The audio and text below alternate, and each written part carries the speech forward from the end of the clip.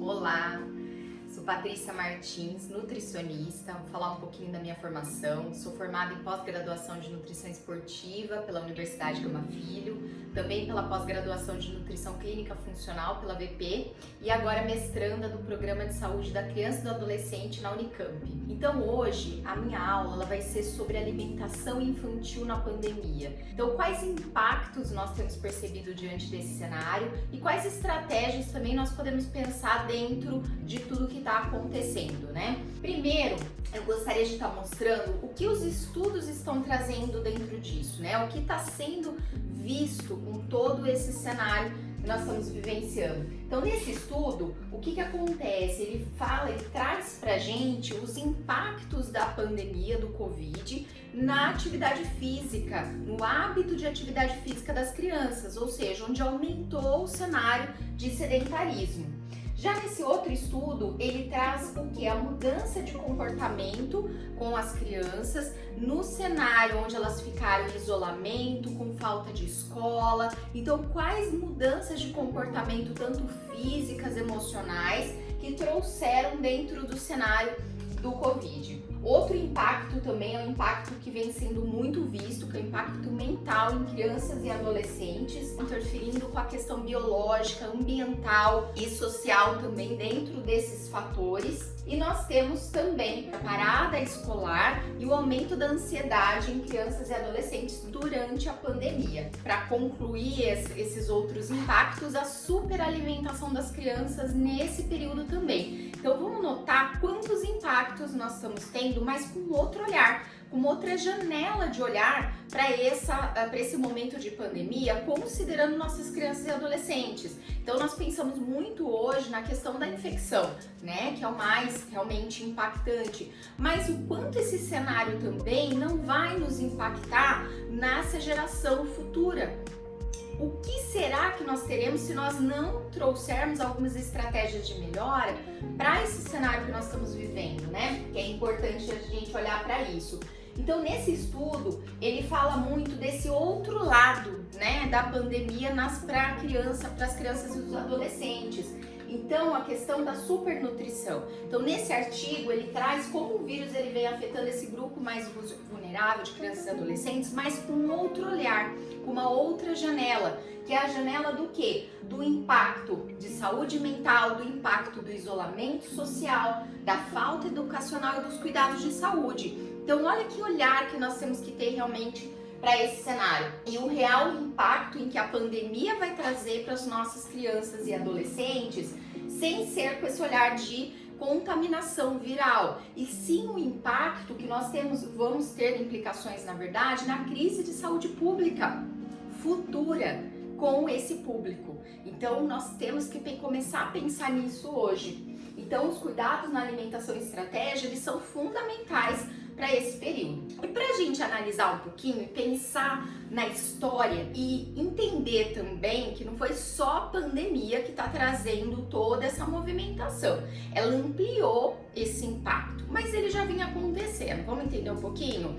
Nessa imagem, na verdade, para ilustrar, é uma imagem da década de 60, onde crianças numa escola. Então, o que eu quero trazer? Esse olhar, como as crianças eram, o biotipo das crianças nessa década, ou seja, eram crianças mais magras e que nós nessa época tínhamos muito problema de deficiência nutricional e não de obesidade. Então o que foi mudando, né? E hoje o que a gente já observa? Desde a fase inicial de infância, a gente já observa as crianças a partir ali dos 2 anos com um percentual aumentado de peso. E isso ele vai se elevando conforme a maturação dessa criança e o seu desenvolvimento. Ou seja, essa obesidade muitas vezes ela vai se mantendo e vai aumentando ao longo do tempo. Outra questão, né, da obesidade infantil que a gente precisa ter o olhar é que ela traz também algo que a gente às vezes não imagina, que é a fome oculta. Patrícia, o que é a fome oculta? É um indivíduo que você olha e externamente ele não tem um biotipo magro, de deficiência nutricional, baixo peso. Pelo contrário, é uma criança ou adolescente com sobrepeso, obesidade, porém que apresenta deficiência nutricional. E essa deficiência nutricional que nós chamamos de fome oculta. Exatamente, é o que mais nós temos prevalência nos dias de hoje também. Então, como alimentação, ela tem que ser dada importância para que a gente não gere mais esse cenário de fome oculta. Outro estudo também, onde o Covid, obesidade em crianças e adolescentes, e essa revisão. Então, quais os impactos da obesidade em crianças e adolescentes dentro do Covid, né? E eu achei super interessante. Por quê? O que ele traz com tudo isso? Que o isolamento social, ele trouxe um aumento de sedentarismo com as crianças, e esse aumento de sedentarismo trouxe um aumento de gordura corporal e diminuição do tecido muscular. Com isso, a gente tem uma maior probabilidade de ter resistência à insulina, dislipidemia, hipertensão, altos níveis das citocinas pró-inflamatórias, baixa ingestão de nutrientes importantes aí, o que vão comprometer mais ainda o cenário da obesidade no indivíduo. E com isso, olhando pelo olhar de pandemia, eu posso levar esses indivíduos a entrarem num processo mais agudo de crise respiratória. Então é importante a gente olhar para esse cenário, o quanto a obesidade ela implica em modificações metabólicas e, consequentemente, também agravantes para a doença atual. Bom, outro cenário que eu quero ilustrar para a gente entender que na nossa escala de história isso já vinha acontecendo, né? Esse crescente da obesidade. Mas por quê?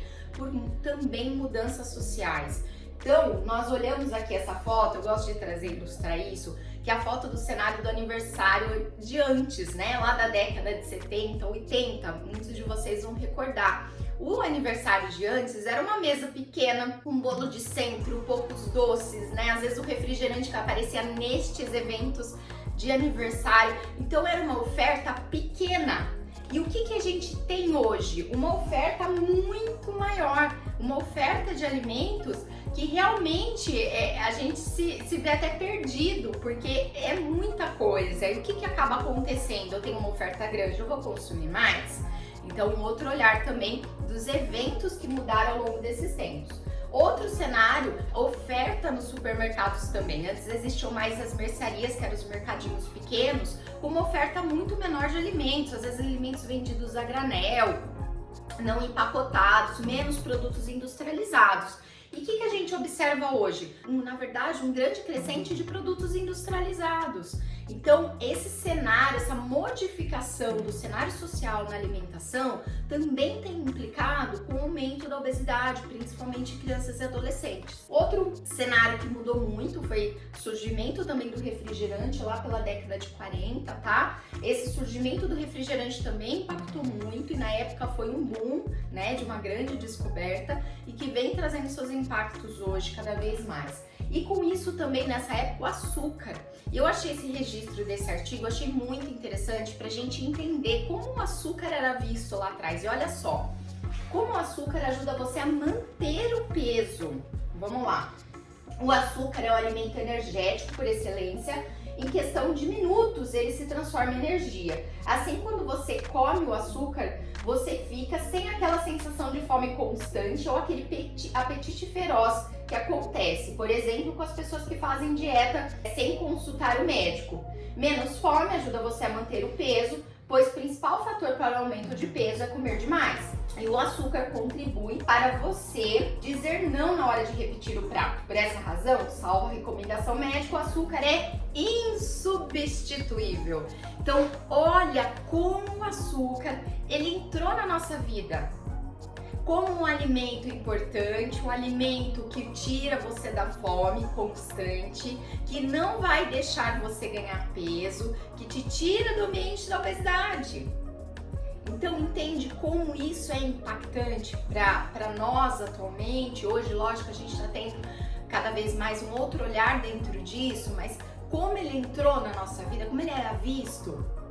Então não é só a pandemia que trouxe esses impactos, ela aumentou, ela alarmou esses impactos, mas eles já vinham existindo dentro do contexto de mudança social, mudança de comportamento familiar, isso é muito importante. O que nós temos mais observado? Antes, a alimentação ela era feita como? na mesa, com a família, sem televisão, sem celular, sem aparelho eletrônico. Então existe a conversa, essa comunicação e mais que isso, o prestar atenção nesse momento, nessa refeição. Hoje o que a gente mais observa são cenários como esse, onde a família ela come em frente à televisão e mais, muitas vezes, talvez até na mesa, mas com o aparelho celular.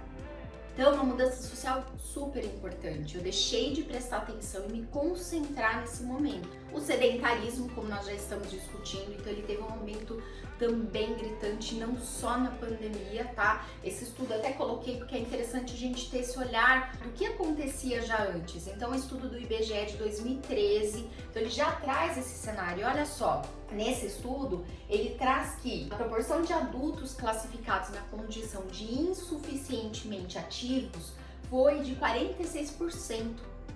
E o que quer dizer esse insuficientemente ativo? Quer dizer aquela pessoa que não vai para academia 3 vezes por semana, 4 vezes por semana? Não. Eles colocaram esse insuficientemente ativo considerando indivíduos que praticam menos de 150 minutos por semana considerando 3 domínios: lazer, trabalho e deslocamento para o trabalho. Ou seja, esses indivíduos não realizavam nem esse tipo de movimentação. Então, olha como esse cenário do sedentarismo, ele já vem sendo um impacto de muito tempo para cá. Na verdade, com a pandemia e isolamento social, as crianças ficaram em maior acesso ainda às telas, TV, celular. Só que o que eles trazem? Que com o aumento dessa tela, isso pode trazer, esse excessivo tempo de tela, pode estar associado com o aumento do risco de doenças cardiovasculares, tá? Aumento de pressão arterial, resistência à insulina, porque eu aumento o tempo de sedentarismo e com esse tipo de atividade do assistir, eu aumento também os meus beliscos, ou seja, os snacks, os lanchinhos, e que muitas vezes não são lanchinhos fruta, são lanchinhos com alto valor calórico. São lanchinhos como bolachinhas, salgadinhos, então eles aumentam nesse cenário, nesse tipo de atividade, que aumentou com certeza, teve um impacto maior nesse momento de pandemia. Os efeitos aqui nesse estudo muito interessante também, os efeitos da pandemia na relação da atividade física e sedentarismo no comportamento das crianças, como que foi isso? E aí o que ele traz? O estudo mostrou que um grupo de crianças de 5 a 13 anos, durante a pandemia, que devido, lógico, ao isolamento social e escolar, a grande maioria diminuiu a atividade física leve e aumentou o tempo de sedentarismo, ou seja, mais tempo sentados nas aulas online e também mais tempo dentro de casa, então o sedentarismo aumentou bastante. E eles colocam que o aumento do sedentarismo, ele torna-se um risco para obesidade, diabetes, doenças cardiovasculares em crianças. Então, olha que importante a gente pensar nisso também. O outro estudo, ele já vai trazer pra gente um outro olhar também do impacto para a obesidade. Então, nós estamos falando aí já de sedentarismo, a superalimentação, a mudança do comportamento alimentar. E agora a gente vai falar de um outro olhar muito importante para tudo isso, que é higiene do sono, dormir bem. Eu achei muito interessante esse estudo porque o que ele traz? Ele traz esse olhar do sono, que durante a pandemia, a rotina do sono foi comprometida com as crianças. Olha que interessante. Então, o que ele fala? Que a mudança do perfil social em crianças durante a pandemia mostrou uma mudança de rotina provocada pelo isolamento. Mas vamos entender mais sobre isso. Como o sono pode impactar nesse aumento da obesidade? Eu trouxe esse esquema que é muito interessante também de um estudo até mais antigo, mas que ele já trazia esse olhar. Onde ele fala do quê? O débito do sono, ele proporciona cansaço, proporciona baixos níveis de leptina, que é um hormônio controlador da saciedade e apetite, altos níveis de grelina, que já é um hormônio que aumenta meu apetite, outros hormônios também são impactados, e a oportunidade, lógico, para você se alimentar. Então, com isso, o que vai acontecer? Se eu aumento o meu cansaço, eu tenho uma diminuição na minha atividade física, o rendimento cai muito. Se eu modifico esses hormônios, ou seja, eu baixo os níveis de leptina, aumento os níveis de grelina e impacto também outros hormônios, eu vou ter um aumento de fome no meu dia, vou ter uma seleção de alimentos diferenciada, ou seja, eu vou optar por alimentos mais ricos, que tenham, na verdade, uma densidade calórica maior e um aumento de carboidrato, diminuição também no meu gasto energético, tá? E a oportunidade de se alimentar aumenta a ingestão de alimentos com alta densidade energética, como eu mencionei também acima. Aí tudo isso, todos esses fatores, eles vão culminar na obesidade. Então entende como realmente é impactante esse déficit do sono, que já vem sendo visto de anos para cá. E como realmente com a pandemia, isso também foi um outro cenário que se modificou. E aí, mais uma vez, para explicar os efeitos da privação do sono. Então, quando eu tenho a privação do sono, eu vou ter uma diminuição da minha secreção de leptina, tá? Que é secretada pelo tecido adiposo. Eu vou ter um aumento da grelina, que é secretada pelo estômago. Com isso, a minha sinalização lá no meu hipotálamo, ela vai ser diferenciada, porque ele vai sinalizar uma diminuição de leptina circulante e um aumento da grelina circulante. Com isso, eu vou ter um estágio de fome aumentada e saciedade diminuída. E isso, lógico, vai impactar nas minhas escolhas alimentares e no meu consumo ao longo do dia também. Bom, mas aí dentro de tudo isso, né, o que devemos fazer? Qual é o nosso caminho? Quais possíveis soluções para mudar um pouquinho esse cenário? Aí vamos entrar com as nossas estratégias nutricionais, que são muito importantes, já eram importantes e agora mais do que nunca, para que a gente possa amenizar os impactos futuros. É muito importante que a gente possa trabalhar bastante com comportamento, que é esse o foco, o olhar que nós vamos ter hoje aqui nessa aula, tá? O comportamento das crianças, então como nós podemos começar a criar estratégias de mudança nesse sentido. Então a primeira coisa é dar o exemplo e comer o mesmo que é oferecido para as crianças. O que acontece muito é que os pais às vezes distorcem essa situação. Eu vou dar às vezes alimentos que a criança gosta, ou alimentos indicados para os filhos, né? Que são salgadinhos, doces, que o supermercado meio que impõe essa situação, e nós vamos comer outra comida. Nós vamos comer um arroz, uma salada, mas a criança não precisa. Então essa diferenciação de alimentação na família, ela impacta na escolha da criança. Então quanto mais a criança observar o que os pais consomem, ou seja, essa alimentação ser comum para todos, mais ela vai aceitar alimentos de novos e diferentes, como legumes, verduras e frutas. Então a criança, a todo momento, ela está observando os seus pais, né? O que eles estão comendo. E isso vai melhorar a mudança alimentar da criança. Outra questão, mudança do supermercado, super importante. O que eu levo para casa é o que eu vou consumir. Então, se eu levar para casa mais alimentos ultraprocessados para a criança, é lógico que ela vai consumir mais alimentos ultraprocessados. Se eu tiver um armário cheio com esses alimentos, uma geladeira também repleta desses alimentos, vai ser a escolha da criança. Agora, se eu tiver um equilíbrio e eu tiver uma oferta maior de alimentos naturais, aquela criança ela vai estar exposta de uma forma mais frequente a esses alimentos mais saudáveis. Então a mudança de supermercado é muito importante. Olhar rótulo dos alimentos também é muito importante, é um olhar crítico também, para escolher que tipo de alimento industrializado também eu vou levar para dentro de casa. Isso é muito importante também. Então observar a quantidade de açúcar que esses alimentos contêm, as denominações que vêm descritas nos rótulos, sacarose, destrose, glicose, maltose, xarope de milho, mel, melado, todos são açúcares no final. Então observar muito a questão dos rótulos, observar com bastante cuidado aquele alimento que é sem açúcar, que é diet, que é light, porque ele tá meio que mascarado, ele vai ser um produto que ele talvez vá usar muito adoçante artificial, que tem um risco na saúde das crianças, ou às vezes usar muito concentrado de frutas, que também vai aumentar ali esse teor, principalmente de frutose. Outra dica é disponibilizar frutas, verduras e legumes e outros alimentos menos aceitos nos lanches, nas refeições e lanches. Então sempre está disponibilizando para a criança fruta, legumes e verdura nessas refeições.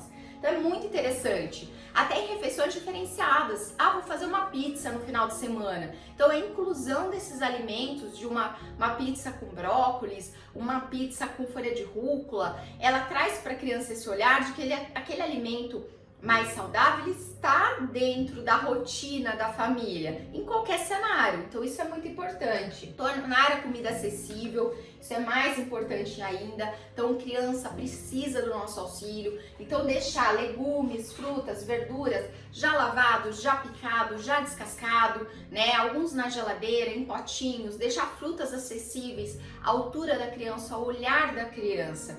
Porque isso faz com que ela tenha acessibilidade àquele alimento e é que ela vai consumir. Porque a criança, ela vai olhar para aquele alimento de forma mais constante, ela vai sentir o cheiro, vai estar acessível, ela pode pegar para consumir a qualquer momento. Então isso traz essa disponibilidade muito maior. Outro olhar importantíssimo para a gente entender que o processo de educação alimentar com as crianças é de extrema importância.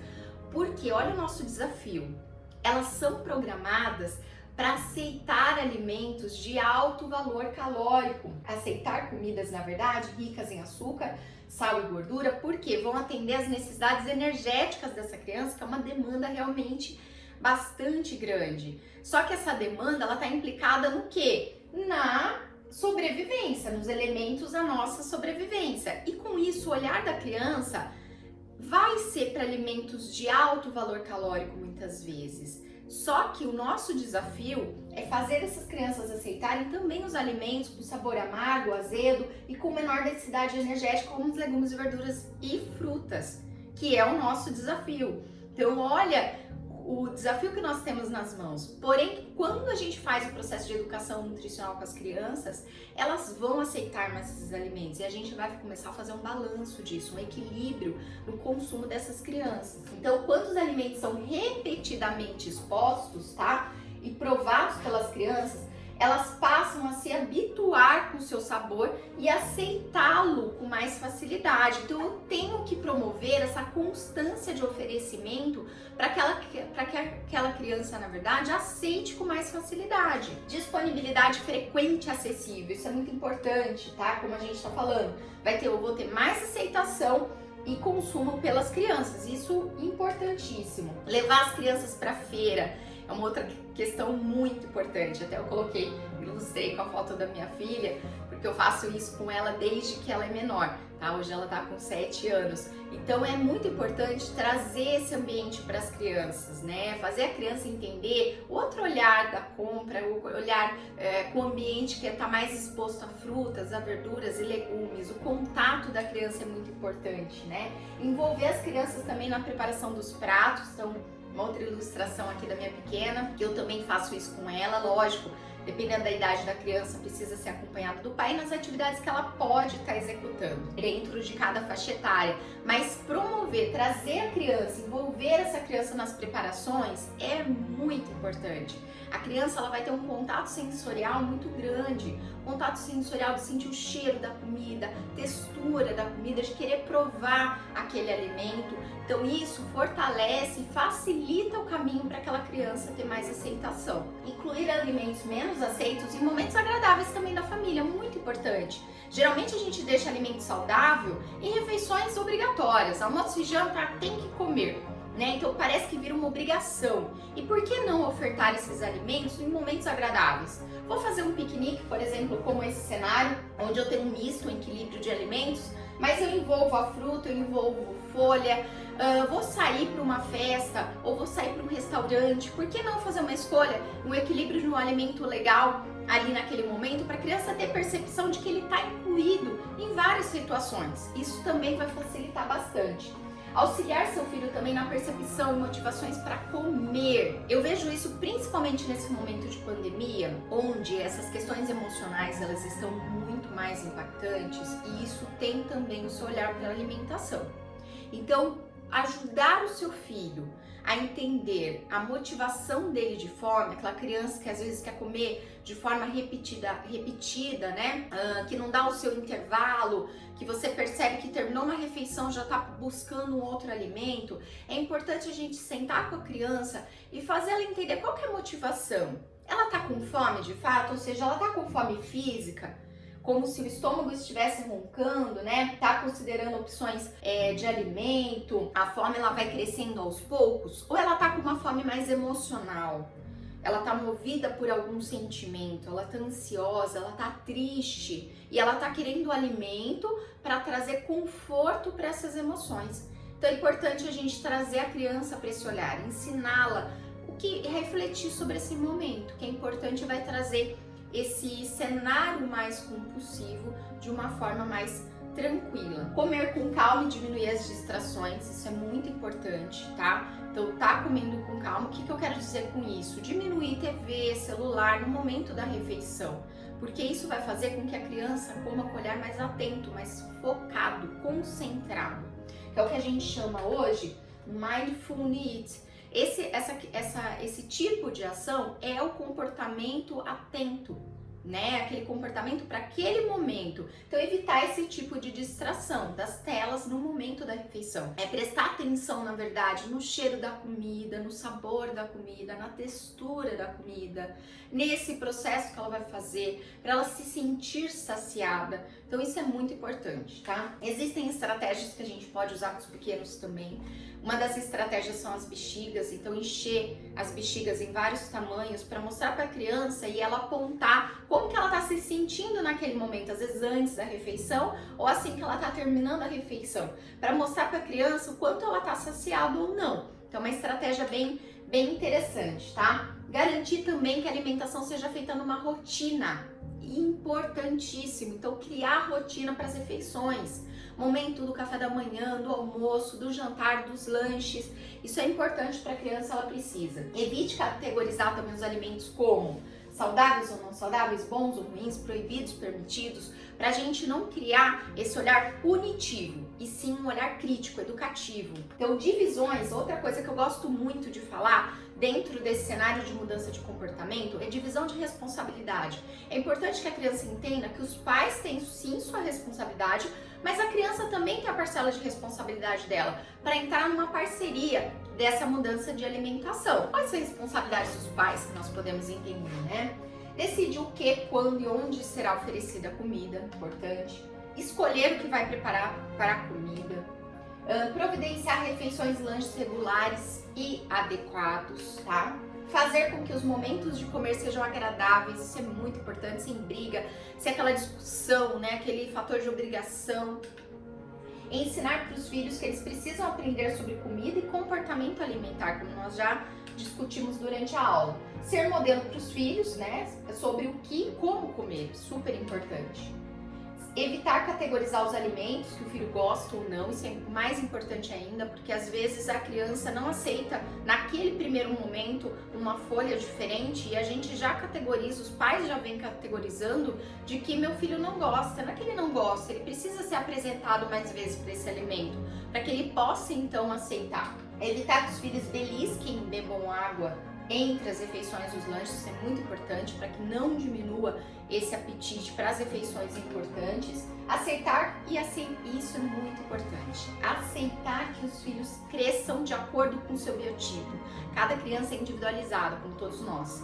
Então nós precisamos entender qual a individualidade daquela criança, o quanto ela vai crescer, o quanto ela vai aumentar de peso, qual o biotipo dela. É importante que a gente mantenha esse biotipo dela dentro de um cenário saudável, não de um padrão social. Responsabilidade dos filhos é outra parcela importante.